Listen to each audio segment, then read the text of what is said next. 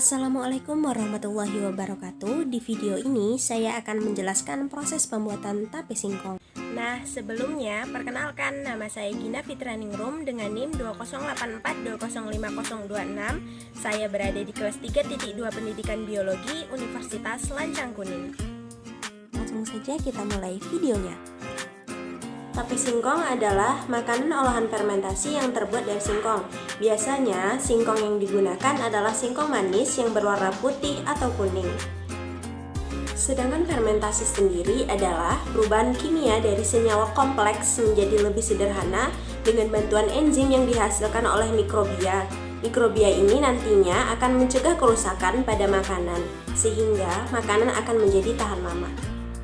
Pada proses fermentasi digunakan beberapa organisme, yakni ada Saccharomyces, Lactobacillus, Aspergillus, dan masih banyak lagi. Tujuan dibuatnya video ini adalah untuk mengetahui proses fermentasi pada tape singkong dan untuk memenuhi nilai mata kuliah biokimia. Alat dan bahan yang diperlukan antara lain pisau, talenan, wadah, panci kukusan, sarung tangan, kain, singkong, ragi tape, daun pisang, dan air.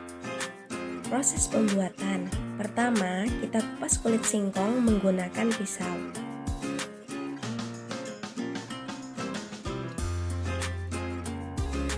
Setelah itu, kerik lapisan ari singkong di bawah air mengalir. Jika tidak dikerik, maka proses fermentasi akan gagal. Setelah itu, gosok-gosok daging singkong untuk menghilangkan kotoran-kotoran yang masih menempel. Selanjutnya, potong singkong menjadi beberapa bagian sesuai selera. Jika dirasa singkong sudah bersih dan telah dipotong tadi, isi air secukupnya ke dalam panci, lalu kukus singkong selama kurang lebih 30 menit. Setelah singkong matang, angkat dan diamkan singkong yang sudah dikukus di suhu ruang, supaya cepat dingin, beri jarak sedikit pada singkong. Setelah benar-benar sudah dingin, lumuri singkong dengan ragi yang telah dihaluskan. Beri secukupnya saja karena akan mempengaruhi rasa tape nantinya. Kemudian, tutup dengan daun pisang. Lalu, lapisi lagi dengan kain, pastikan tidak ada celah yang terbuka. Simpan di suhu ruang selama lebih kurang 3 hari dan tape singkong siap disajikan. Nantinya, tape singkong ini akan bertekstur lunak dan rasanya manis.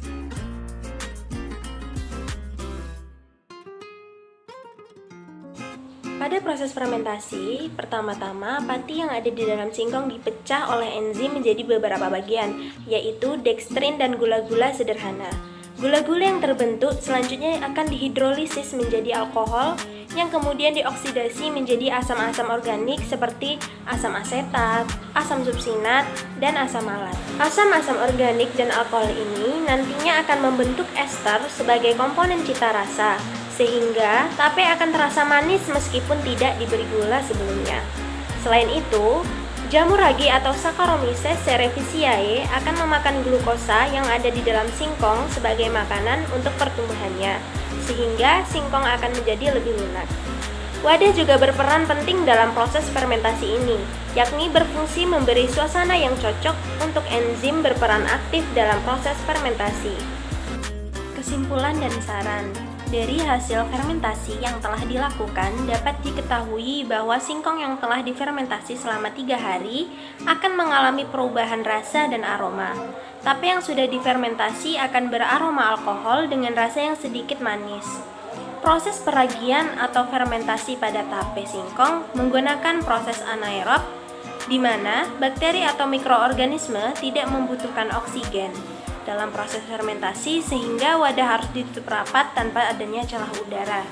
Oleh karena itu, kegagalan dalam proses pembuatan tape biasanya diakibatkan karena pembukusan pada singkong yang kurang rapat. Hal ini menyebabkan enzim pada ragi tidak dapat pecah karena terdapat udara yang mengganggu proses pemecahan enzim tersebut. Saran yang dapat saya sampaikan dalam pembuatan tape ini adalah agar lebih memperhatikan bagaimana proses pembuatan tape yang benar. Jangan sampai ada celah udara saat menutup tape, dan jangan beri ragi terlalu banyak, karena nantinya akan menjadi pahit. Sekian dari saya, terima kasih yang sudah menonton video ini sampai akhir. Semoga ilmu yang ada di dalam video ini dapat bermanfaat.